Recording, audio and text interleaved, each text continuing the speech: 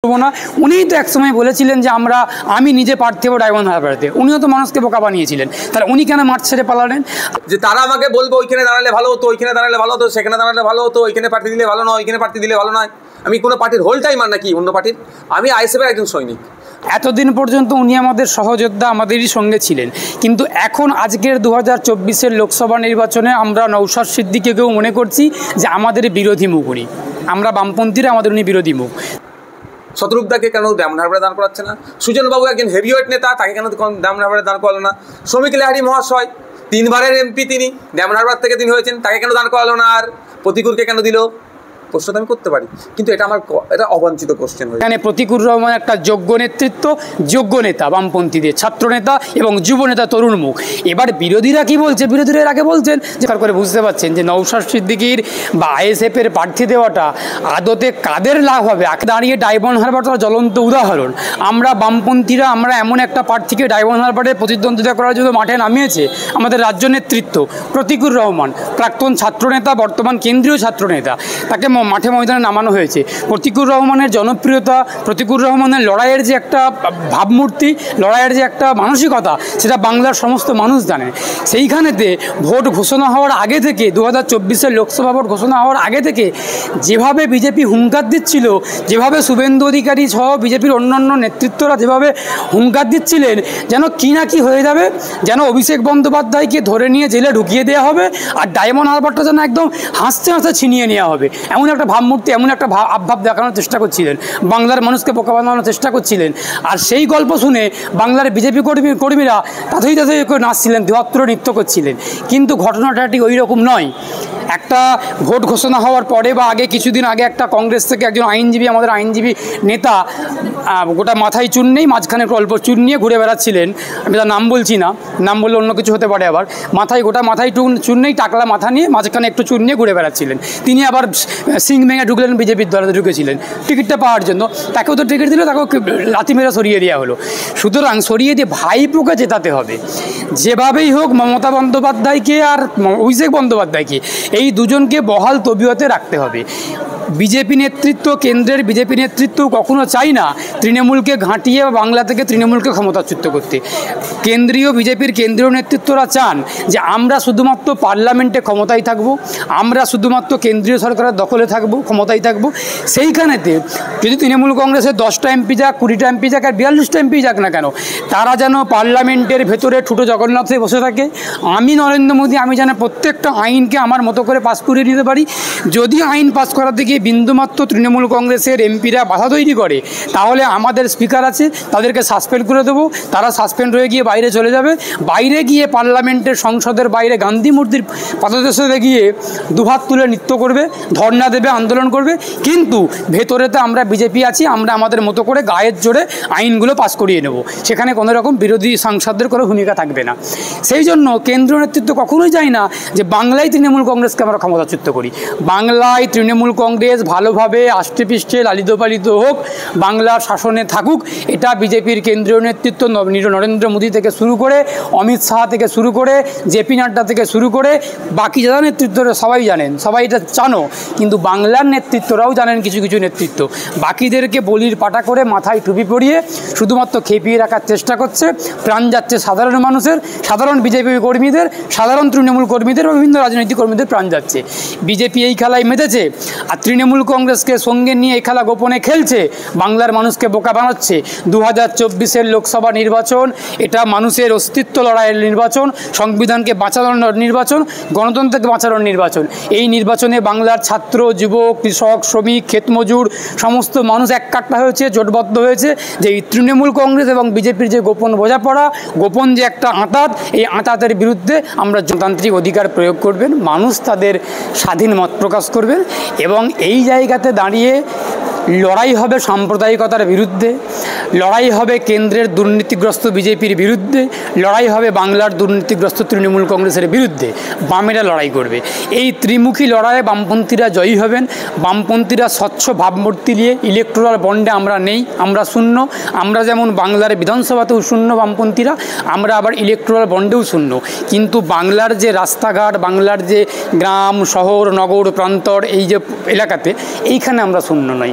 আমরা লাখো লাখো কোটি কোটি মানুষের হৃদয়ে আছি, আমরা লাখো লাখো কোটি কোটি মানুষের এই বুড়ো আঙুলের মধ্যে থাকব। আমরা ইভিএমের মধ্যে দিয়ে বাংলার মানুষ বুঝিয়ে দেবে যে আমরা বামেদেরই পক্ষে আছি। সুতরাং নওশাদ সিদ্দিকী প্রার্থী দিতেই পারেন।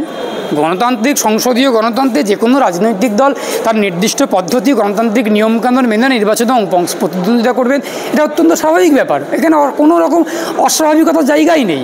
কিন্তু আমাদের প্রশ্ন হচ্ছে নওশাদ সিদ্দিকী আগে আমাদের সঙ্গে ছিলেন, এখন বর্তমানে নেই, তাহলে এই ক্ষেত্রে আমরা ওনাকে বিরোধী হিসেবেই ধরবো।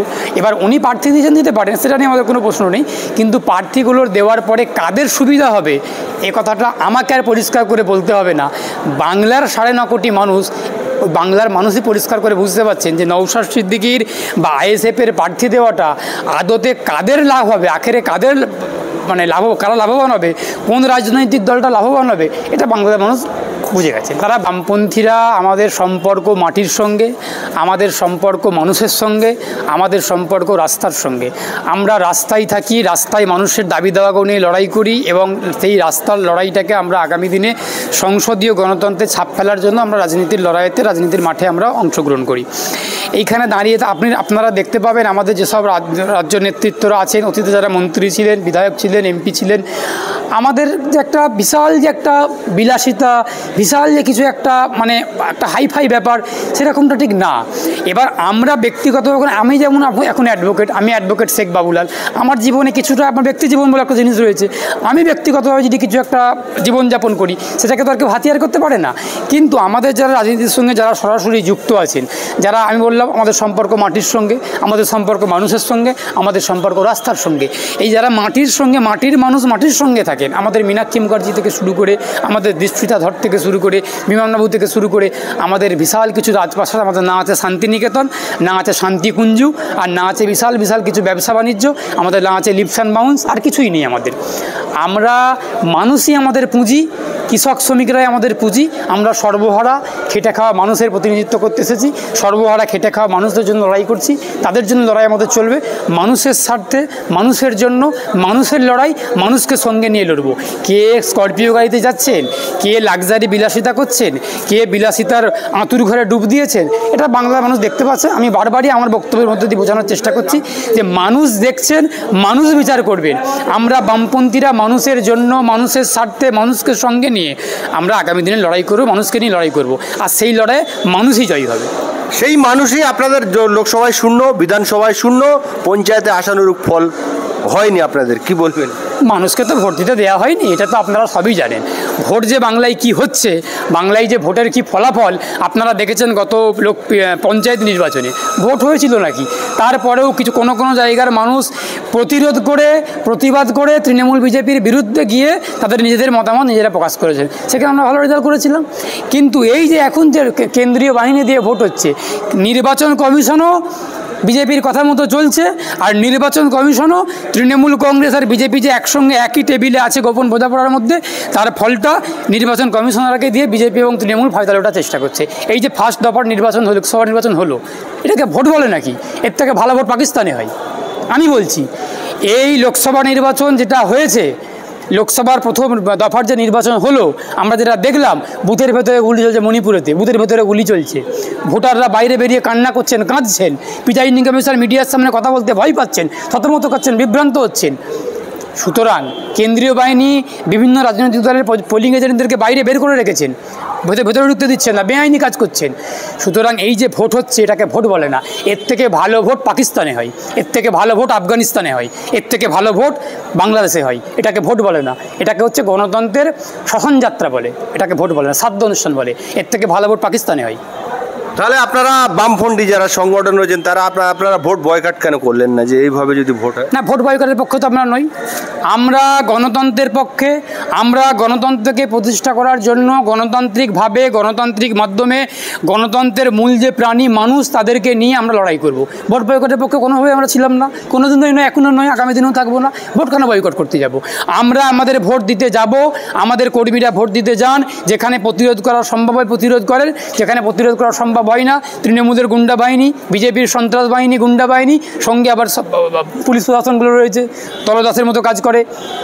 কৃতদাসের মতো কাজ করে, তাদের মতো কাজ করে মানুষকে এ করেন, সেখানে মানুষ প্রতিরোধ করতে পারলে মানুষ প্রতিরোধ করেন, যেখানে পারেন না করতে পারেন না। কিন্তু ভোট বয়কটের পক্ষে আমরা নয়, আমরা ভোট দিতে যাব, আমরা যতটা পারবো ভোট দেবো, আমাদের মতামত আমরা জানিয়ে আসবো। ভোট বয়কটের